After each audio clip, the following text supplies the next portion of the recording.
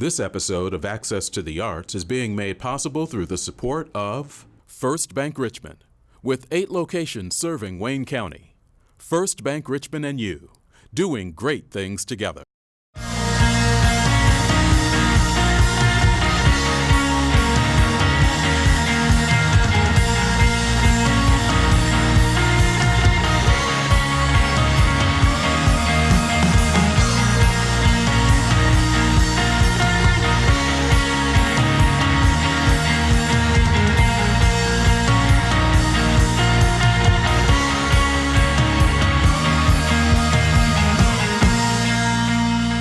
Hello and welcome to another edition of Access to the Arts here on WETV Channel 20. I'm Dave Paxton, and today we're joined by Jason Troutwine, Vice Chancellor of External Affairs at Indiana University East, and Shaun Dingwerth from Richmond Art Museum. And Shaun and Jason, thanks for joining us today. You've got a lot on your plate in a great partnership between IU East and the Richmond Art Museum, and something that's pretty exciting coming up for a third year. Yes. Palate to Palate. So that's coming up on February 8th. It will be at the Coleman Center, and as you said, this is an exciting partnership between Indiana University East and the Richmond Art Museum. Proceeds benefit both programs in terms of arts education. It's a fun event.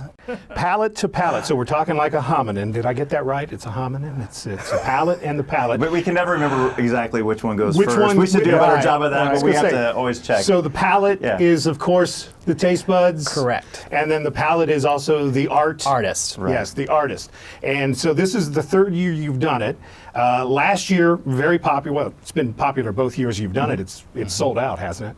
Yeah, it's sold out, and in fact, it grew last year, and we hope that it grows again this year. We've had about 300 to 325 people attend each year. It's at the Coleman Center, so it's a big space. It gives Ginger Gray and the committee this huge canvas to work from, and essentially bring in artists, bring in food, bring in entertainment, and it's a really laid-back kind of an event. And I think that's what people tend to like about it. You can wear jeans. You can, it's not something where you have to try and one up everybody else who's there as far as what you wear. But it's just kind of laid back, have a good time, listen to some great music, see great art, have great food. And last year you did New Orleans. Yes. This year, something is really exciting. As good as New Orleans is, I think you probably have topped it. What's the theme this year? So this year the theme is Italy, and so They have food there, and they have do food, have food yeah, in Italy. great I think food. They do. One of the great things being on the committee was being able to do the food tasting. That's right. So we've got great food coming up for this year. Yeah, we have a caterer from the Cincinnati area, and they treated the whole committee, and so we're talking cannolis, we're talking pasta. It's going to be great. And you mentioned the casual nature of it, so it's really not a sit down. It's a case where there are stations set up around that allows the people to come and just sample everything out. Yeah, it's a real social event. We want people to be able to move throughout the venue. Our tagline is sort of where taste meets art, and there are going to be 4 talented artists that will be there, so people will be able to get to view their art. The art will be for purchase if people are interested in that. Definitely it has this casual feel to where you can get around, you can really socialize with people. You won't be trapped at your table for lengthy speeches, and I think that's a real advantage at this event. And I'm going to guess, because it's Italy, you're probably going to have maybe some wines or maybe some kind of some adult libation that helps along with the evening. Absolutely. Yeah, so it's funny that's been part of the conversation at the committee is, well, it's Italy, we have to have wine. So of course we'll have wine. And each year we've actually brought in some folks who are mixologists. And so that's kind of a fun thing. So everything, as you mentioned, is all broken into stations. The artists, they have their spot, within a venue. The food, you have different areas that have different kinds of foods. And then also we've done that with our mixologists. And so we've had a special cocktail in this corner and that corner. For example, I know G101, for example, is one of our sponsors every year. And one of the drinks one year was called the Lightning Bolt, for G101, and the whole lightning and part of our logo. So we try to connect a sponsor to one of those drinks. But yes, some adult beverages are usually part of the equation that night, and wine certainly will be on February 8th. And it's tickets can be pre-purchased Yes. and suggested that they get them as soon as possible, I would assume. Yeah.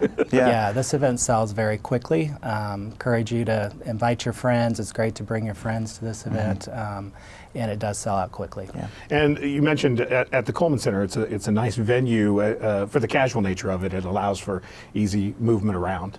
Correct. Yeah. Yeah, it's really interesting, as Shaun mentioned. It's not a programmed kind of an event. We have some presentations, and of course, we do some actual fundraising. That's kind of the idea behind the event, and we do quite well each year. We're raising nearly $80,000 that's split between the two organizations, and that's a net number. So we're really proud of that. Number. That is huge for both of our organizations. But it's generally speaking, it's a pretty unprogrammed event. So the time is, relatively speaking, your own. You want to go out and get a little bit more food, you go over there. If you want to go look at the art, talk to one of the artists and find out a little bit about their work and how they go about their work or what their vision statement might be, you can do that as well.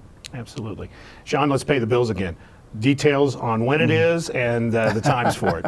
So it is February 8th. It starts at 6 p.m. at the Coleman Center. And how can they get tickets? They can go to where tastemeetstalent.org. They can also contact Richmond Art Museum. They can contact Indiana University East. They can also go to both of our Facebook pages. There's information there as well. Outstanding. Absolutely. Before I let you both go, I've got a couple things I want to ask you. Jason, first, let's talk a little bit about IU East. The commitment that the university makes in terms of showcasing art and talent in whether it's the exhibitions that you have here on the campus, some great locations for, but also it's even the art pieces that are displayed out in the campus. Sure. That get rotated. Can you talk a little bit about that? Oh, absolutely. So first of all, we have a great arts program here, and that's one of the reasons that Palate to Palate is so viable for us too, besides for the money that we raise, but also be connected to the Richmond Art Museum. Shaun does a great job with the Art Museum, and our folks here do a great job with our Fine Arts program, and to see both of those two programs together, I think is a very strong statement to the community. Carrie Longley and Ann Kim, two of our professors here on campus, do a nice job.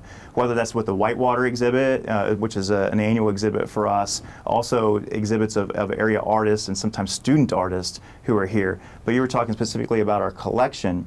I think that's something that a lot of people don't know, and that is that IU East has one of the largest fine arts collections in the IU system. So outside of IU Bloomington, and I think there's a debate on whether or not maybe IU PY, but we have the largest of all the regionals.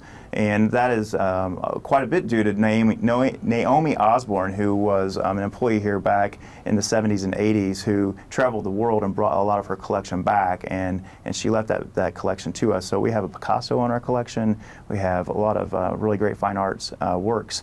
And then also Rick Boston, who has donated a lot of works here too, specifically Tom Thomas works. And Tom Thomas was a professor of art here for many years, and so we have an extensive collection of Tom's work, and it's really great. Could also go all around the campus and look at our sculptures as well, and those rotate out every couple of years. And so right now we have some great looking sculptures, and they'll be around for about another 2 years, and then they'll rotate, and we'll see some new works. Outstanding. You mentioned Carrie also. Yeah. Richmond Art Museum is going to be showcasing Carrie. Yeah, so we're excited to announce that we have a joint exhibition coming up in February 1st. We'll be featuring what we're calling Crimson Artery, works by Carrie Longley and Joseph T. Swanson. And as Jason mentioned, Carrie is an instructor here, and then Joe is a graduate of IU East. So that show will open February 1st and run through April 4th. Carrie specializes in ceramics, and Joe is an abstract painter with sort of a hint of graffiti in his work. All right, outstanding. So that's coming up, and the partnership with Palate to Palate Yes. coming up in early February. One more time, where can they go to get tickets for that? They can go to wheretastemeetstalent.org, or they can go to Richmond Art Museum website or to the IU East website. Outstanding. Jason Troutwine, Shaun Dingwerth, thank you for joining us, and we'll be back.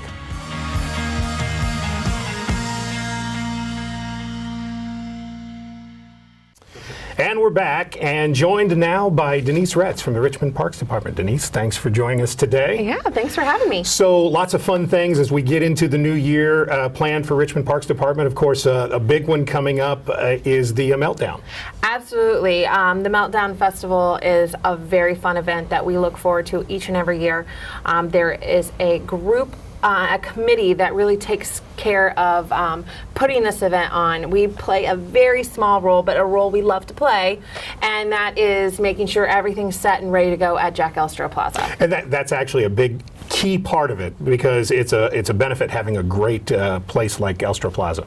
Absolutely. I mean, you said it best. It's a great place. It's kind of our heart, I think. It's also Richmond's backyard. I mean, we've really done some really cool things this year, and we've been growing there, having more events, more programs, more entertainment. We also just received an Okra grant that we were able to get some concrete games and chess and checkers and a foosball table. So those kinds of things, I think it really just makes this our backyard right here in Richmond. And to have a festival of this magnitude right here in our backyard is perfect. And so we're just happy to be a part of it. Lots of fun events. I know that it's going to be a little earlier, like you said. We're going to have it, obviously, the last weekend, last full week. This festival goes from Tuesday to Saturday. I mean, it's a full-fledged week of events and fun stuff that's going to be taking place. So we'll be down there helping out. We'll have our crews on site. We'll have everything prepared and ready. Logistic-wise, I know that they'll be having some cameras so you can see all the big reveal on Friday night and the ice fights on Saturday night. All of those things you'll be able to see no matter where you are in the plaza. So those are things that we're excited about. We just had the tree lighting down there. That tree will be moved for this festival so that you will have ample room for vendors and fun activities that we'll be having planned there, and that everybody can see from every angle up on the stage. We also bring in another stage to put on top of the stage so we can level it up and make sure everybody from the back sees. So that's one thing that we try to do, so make sure just available for everyone there. And you mentioned it goes all that last week of January. Really a ton of things that they have lined up, a ton of outreach in terms of some of the events that they have scheduled. I think we were talking before we went on air, talking about school trips, field trips to come in and see it. On the 21st and 22nd, they'll be bringing field trips to Jack Elstro Plaza, which we love, getting our school age group children in to Jack Elstro Plaza. That's really exciting for us. So they'll be coming in, and we'll be doing some pop-up ice carvings as well. We always have the chili crawl. That's a really fun event. They're really going to put together a really nice concert series as well. So there's lots of fun things that will be happening through the whole entire week. Starts the 21st. So just plan your calendars appropriately. Make sure that you're free for these times and this exciting stuff. We'll have all this stuff posted on our website, as well as the outlets. Everyone that's in the committee, then they put them on their own websites and things like that. Plus, we also have a Facebook page for Meltdown. So check all that stuff out, because we want you to know the up-to-date information and what all is going on. But very exciting events, and we're really happy to be a part of this. And actually, in terms of Richmond Parks and Rec, you're starting to plan towards the next year. We are. Some exciting stuff coming up. We do. We plan our events usually around November. So we just had our recreation retreat. So we're just seeing, what worked last year, what worked the year before, what may have not been a community-driven opportunity, and so we just plan accordingly for the next following year. So yes, all those things are being planned as we speak. A lot of great sponsors have stepped up to be a part of these events. As these events and programs are not part of our parks budget, in which a lot of people realize that, but some people don't. So these are things that we have to raise, including the Meltdown. This committee works very, very hard to raise funds to be able to make this event happen. And the Meltdown Festival, I believe this is the 6th year, and I've been a part of different facets of this festival, even from before I stepped in the role as park superintendent. I helped with getting some of those sponsors, and then obviously then playing a key role in logistics when received this particular position. So, I really am proud of where they've come and how they've built this festival, and it's grown, and people are coming from everywhere to come here, and we're getting more and more kind of regional attention because of this festival, and that helps our city grow. It helps the people to understand what we have, how valuable we can be. Maybe they'll think about moving here.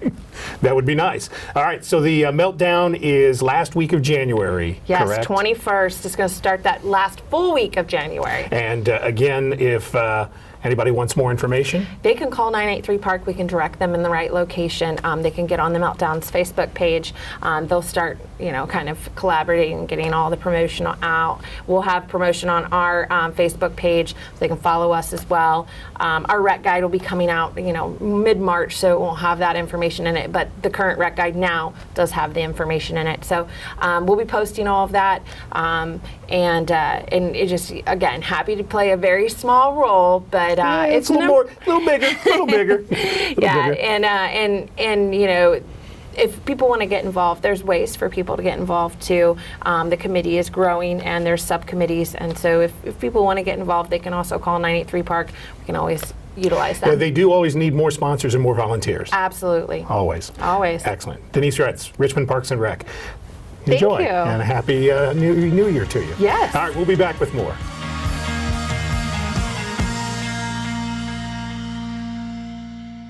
Welcome back to Access to the Arts. I'm joined now by Andy Dudas of DIVA.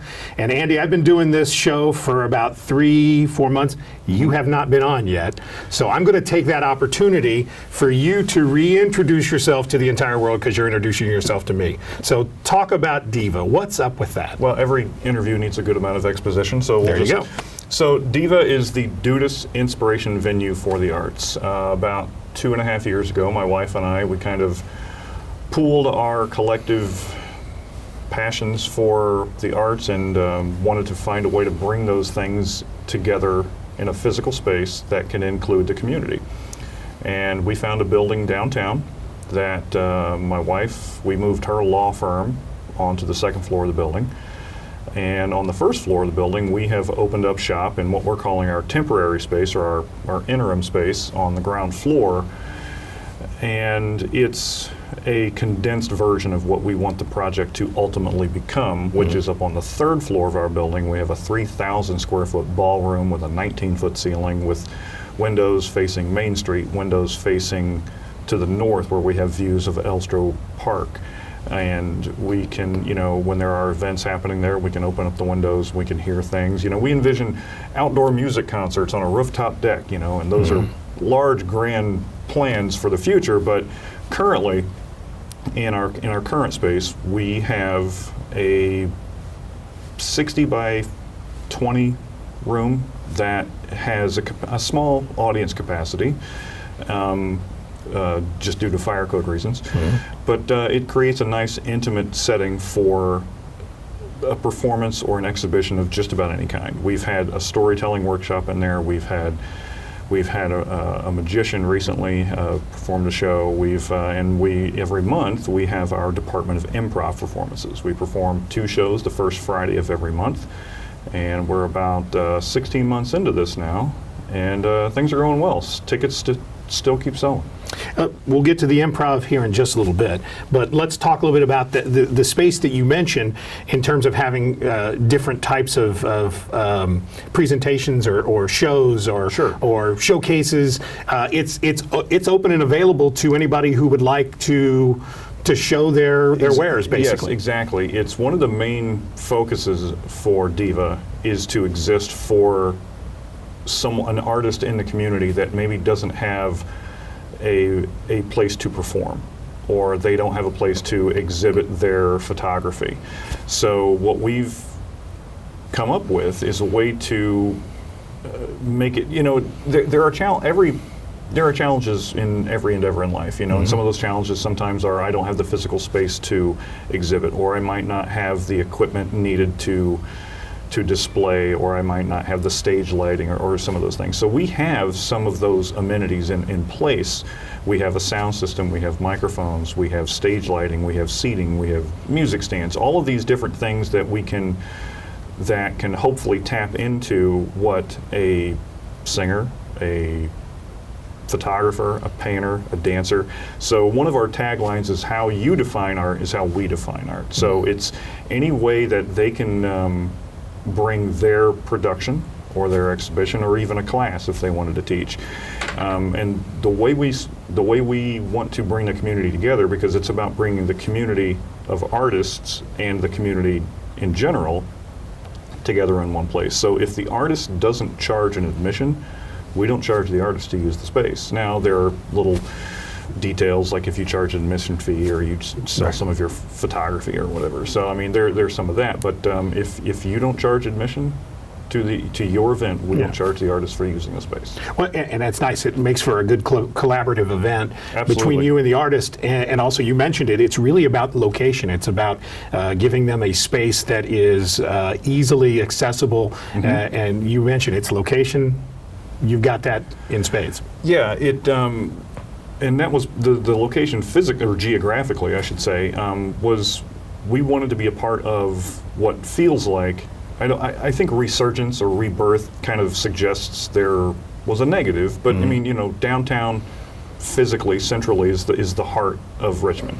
And so when we were looking for, that was the only place that we looked for a location, was downtown. We looked at a couple of buildings, and this was the one that we landed on, and it's worked out really well for us. We've been there for just over 2 years. All right, now we can talk improv, because that's also something it's really exciting. You do it first Friday of every month? First Friday of every month. We do 2 shows. We do a 7 o'clock show that we call Filters On, which in the past we've kind of called it a PG-13-ish kind of show, and because it's a spur of the moment, organic, it just happens. There are times you don't know what's going to come out of your mouth. You don't know what's going to come out of the mouth of someone in the audience when you ask for, you know, give me a superpower, and oh, that's the most terrible thing I've ever heard in my life. We can't use that. So we have those little nicely worded phrases of caution, so that if someone wants to bring a kid to the show that's, say, 10 years old, we had a couple of, we don't get many kids at the shows, but when they do, it is such a reward to the performers to see a smile and, you know, the laughter of a child. Can't put a price tag on. Actually, you can, but we're not going to talk about that on air, how much the tickets are. Yeah, can't do that. No, but at 9 o'clock, we have a Filters Off show, which by definition, it's kind of a little bit of anything goes, but it's never hateful by nature, it's never mean-spirited, and everything is just, it's all meant to make people laugh, and we keep, generally speaking, we sell out every show. I think overall we're probably well above 90% for our number of tickets sold, and we're finding that December and June shows historically seem to, you know, holidays and summer break kind of fight us a little bit, but we're having some, I think success is the right word. People keep coming and people keep laughing. And you've got a regular core of performers. Yes. And then you also occasionally do some invites out to some local celebrities to... We have a group of about 12 or 13 volunteers. It's all a volunteer-based group. And we have, you know, we had connections with other performers or actors, people that are smart, people that are sharp. So we pooled all of our friends together and put together this group, and we put together, and so this way everybody's not, because we only perform with about 5 performers a show. This way everyone's not tied down to every single performance, so they can still go and do these other projects. Like one of the members of our group right now is just about to take the lead, you know, the stage at Richmond Civic Theater in the lead of their next main stage production. Don't improvise. No, not in that show. Not in that show. Okay, go ahead. But we came up with an idea of wanting to, because when we come up with this idea of improv in Richmond, we didn't even know if there was an audience for it to begin with at all. So we thought, what would be a way to kind of get into different pockets of the community that we might not already have access to. So we invite a local celebrity of sorts. We try to do it every month, and that brings in their friends, their family, their coworkers. And so almost every month, we almost completely flip the audience into a completely new set of people, filling the seats. So it's working out. And the beauty of it, talk from an audience standpoint, you're almost feeling the same kind of nervous energy and excitement that the performers feel because you feel a part of it. That's a really good way of explaining that. It's such a collaborative energy that goes back and forth between the audience and the performers, because the audience wants to see you succeed. They want to see you, they love to see the struggle of the wheels turning, and sometimes you go into that well and that well is dry, and that's okay. Mm-hmm. But the TV shows that you see on on broadcast television, they'll film their improv shows for 2 to 2.5 hours, right, just to get 22 minutes of good production. Right. Ours is 1 hour just raw right in front of you, and we succeed far more than we fail. And fail's even a hard word, because everybody's got this nice understanding of they're pulling for us, right. And so it's a good time to see how the audience reacts to when they're asked on the moment for, give me a superpower, or, yeah, name a vacation spot. And so those things just get worked in, and it's proved to be a pretty fun time. All right. And if they want tickets, where do they go to find out? They can go to the website at imadiva.org. And we do have, before we completely get out of here, for our January 3rd show, we've got a couple of podcasters that are joining us as our celebrity guests, Dutch and Gibbler from After Two Beers. And then for February, the first Friday number is escaping my brain right now, but we are going to have Bill Langley, who is a Spanish teacher at Richmond High School and also runs the RHS Drama Department. All right, great.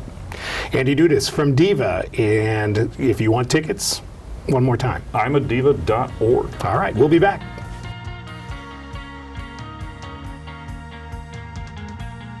Thanks to all our guests for joining us on this edition of Access to the Arts. As we leave you, we'll have a list of all the events that are going on in the Richmond and Wayne County area. Yes, it's cold outside, but we invite you to get out and access the arts. And have a Happy New Year.